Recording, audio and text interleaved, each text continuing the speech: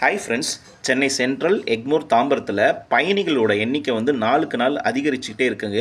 இது மட்டும் இல்லைங்க, வட மாநிலத்திலேருந்து தென் சென்னையிலேருந்து சென்னைக்கு வரவங்களோட எண்ணிக்கை வந்து நிறைய ஆயிடுச்சு. அதே போல் சென்னைக்கு வர ட்ரெயின்களும் வந்து அதிகரிச்சுக்கிட்டே தான் இருக்குது. இது ஈடு செய்கிறதுக்காக புதிய ரயில் முனையம் வந்து திறக்க போகிறாங்க. ஒரு புதிய ரயில் முனையம் திறக்கணும் அப்படின்னா நமக்கு போதுமான இட வசதி இருக்கணும், ட்ராக்கிங் வசதி இருக்கணும், பிளாட்ஃபார்ம் வசதி இருக்கணும். அதே போல் பார்சல் அலுவலகங்கள் வந்து இருக்கிறதுக்கான வசதிகள் வந்து இருந்தால் மட்டும்தான் புதிய ரயில் முனையம் வந்து திறக்க முடியும். இதுக்கு ரயில்வே துறை வந்து எங்கே இடம் தேர்வு செஞ்சுருக்காங்கன்னா பெரம்பூர் ரயில் நிலையத்தை தான் தேர்வு செஞ்சுருக்காங்க. இந்த ரயில் நிலையம் பார்த்திங்கன்னா ஏற்கனவே 4 பிளாட்ஃபார்ம்ஸ் வந்து இருக்குது. அது இல்லாமல் கூடுதலாக 2 பிளாட்ஃபார்ம்ஸ் வந்து நம்ம 2 ட்ராக்ஸ் நம்ம யூஸ் பண்ணாலே நம்மளுக்கு இது ஒரு புதிய ரயில் முனையமாக நம்ம உருவாக்க முடியும்.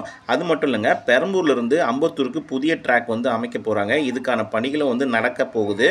இந்த அறிவிப்பு வந்து ஏற்கனவே 2024 ஜூலை மாதமே வந்து வெளியிட்டிருக்காங்க. புதிய ரயில் முனையமாக பெரம்பூர் ரயில் நிலையத்தை வந்து உருவாக்க போகிறது அப்படின்னு சொல்லியிருக்காங்க. இதுக்கான பட்ஜெட் பார்த்திங்கன்னா 428 கோடி ரூபாய் வந்து இதுக்காக செலவிட போகிறாங்க.